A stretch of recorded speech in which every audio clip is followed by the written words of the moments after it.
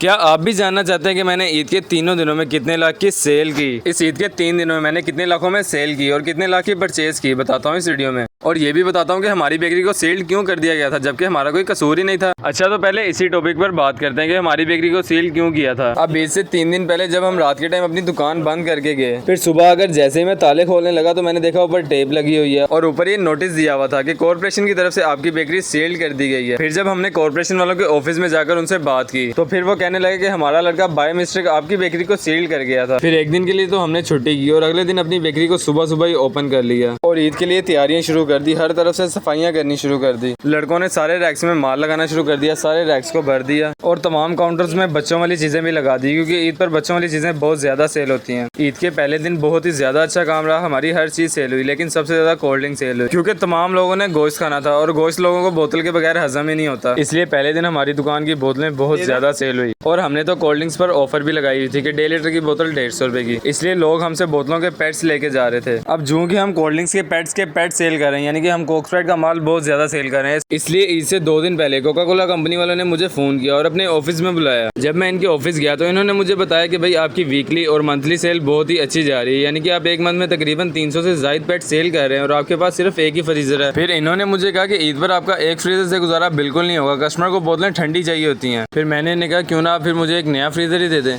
और कहने लगे मैंने इसलिए तो आपको इधर फोन करके ऑफिस बुलाया। फिर इन्होंने मुझे कोका कोला का एक चिलर दे दिया। मैं इसे खुशी खुशी लेकर अपनी बेकरी पर पहुंचा और इसे अपनी बेकरी में फिट कर लिया और इस फ्रीजर में भी माल को भर कर लगा दिया ताकि ईद वाले दिन कोई भी कस्टमर वापस ना जा सके, हर कस्टमर को ठंडी बोतल मिले। अब हमारे पास टोटल 7 फ्रीजर हो गए हैं और एक एसी हो गया है और बिजली के बिल की इतनी फिक्र नहीं है, क्योंकि हमने माशाल्लाह 16 सोलर प्लेट्स लगवाई हुई हैं। सोलर प्लेट्स पर बहुत हैवी इन्वेस्टमेंट की हुई है, जिसकी वजह से हमें बिल बहुत कम आता है। अब बात करते हैं ईद के दूसरे दिन की। ईद के दूसरे दिन हमारे पास लेस बहुत ज्यादा सेल हो रही थी और आइसक्रीम की सेल तो बहुत ही ज्यादा थी। आइसक्रीम की सेल इतनी ज्यादा थी कि फ्रीजर तकरीबन ईद के दूसरे दिन शाम के टाइम बिल्कुल खाली होने वाला था। ईद के तीनों दिनों में हमें बच्चों ने बहुत ज्यादा तंग किया। सारे बच्चे मिलकर इकट्ठे होकर आ जाते हैं और इतना शोर मचाते हैं कि समझ ही नहीं आता इन्होंने लेना क्या है, लेकिन इससे दुकान की रौनक और ज्यादा बढ़ जाती है और टाइम भी बहुत अच्छा गुजर जाता है। तो अब बारी है ईद के तीसरे दिन की। ईद के तीसरे दिन हमारे पास कौन सी चीज सबसे ज्यादा सेल हुई ये तो मैं आपको बाद में बताता हूँ, लेकिन पहले ये बता दूं क्योंकि हमारे पास लेस बिल्कुल खत्म होने वाली थी और आइसक्रीम भी बिल्कुल खत्म होने वाली थी। मैंने ईद के तीसरे दिन इन्हें फोन कर दिया और इनकी परचेजिंग शुरू कर दी। लेस वाले भाई भी तकरीबन 10 से 15 कार्टन लेस के ले आए, उन्होंने सारे कार्टन एक रैक में डिस्प्ले कर दिए और आइसक्रीम की गाड़ी भी सुबह सुबह ही आन पहुंची। आइसक्रीम की गाड़ी वाले भी अपने साथ एक एक्स्ट्रा गाड़ी लाए हुए थे जिसके अंदर 4 फ्रीजर पड़ी हुई थी और मुझे वो कह रहे थे अगर आपको कोई एक्स्ट्रा फ्रीजर चाहिए तो अभी ले लें और ईद के बाद मुझे वापस कर देना,